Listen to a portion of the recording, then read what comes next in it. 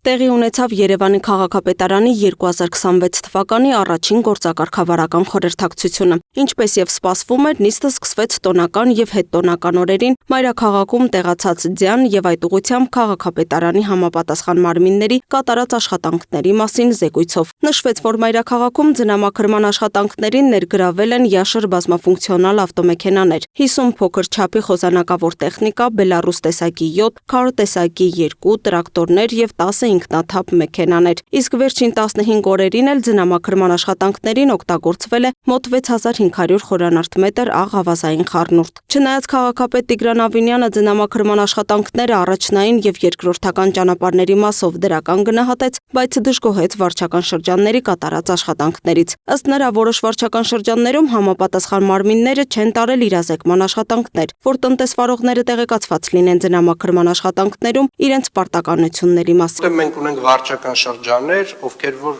բացարձակապես որևէ վարչական տուգանք այս հոդվածով չեն գրել այս շրջանում։ Դրանք 4-5-ն են։ Եվ չկա դրան բացատրություն։ Տիգրան Ավինյանը վարչական շրջանների աշխատանքի մասով դժգոհությունը բաժանեց մի քանի մասի, որից մեկը չկիրառված տույժերի գրանցումն էր։ Հաջորդ երկուսը վերաբերում էին այն աշխատակիցներին, որոնք պետք է տոնական օրերին իրենց աշխատանքը կատարեին, բայց կրկին թերացել են։ Հունվարի 1-ից 3-ը, եթե ոչ 31-ից, մեր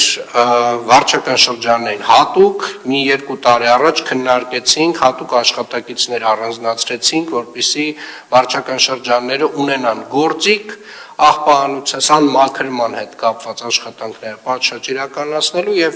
նմանատիպ դեպքերում մայթեր, բակեր եւ մնացյալ այլ տեղերում, երբ որ ձյուն է գալիս, ունենան այդ ներուժը որոշ չափով աշխատացնեն այդ մարդկանց, որպեսզի ծայրահեղ խնդիր չունենան։ Ես 1-ից 3 քեզ մարդիկ տուն են եղել։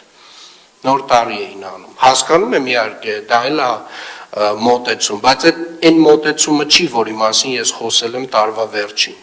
Իսկ ահա 250 հատ 18 մետրանոց ավտոբուսների մուտքը օդի որակի եւ խցանումների մասով կարևոր է։ Այս առնչությամբ Ավինյանը հիշեցրեց մայրաքաղաքի որոշ փողոցներում բացի հանրային տրանսպորտային միջոցներից այլ մեքենաների մուտքը արգելելու մասին, ընդգծելով, որ տրանսպորտային ոլորտի բարեփոխումները քաղաքի կառավարման առանցքային օղակներից են։ Այս 18 մետրանոց ավտոբուսը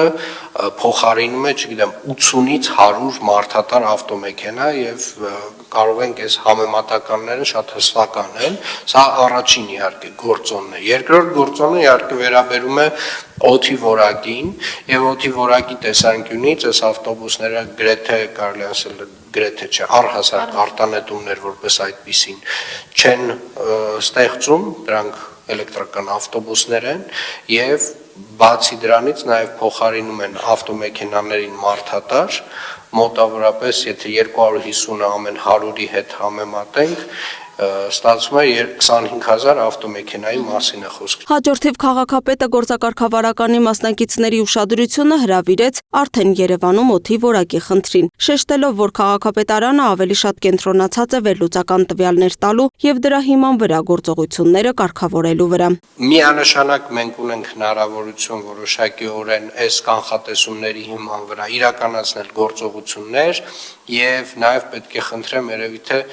հաջորդ շաբաթ պարոն Տիգրան Արզումանյանը ներկա լինի եւ ներկայացնի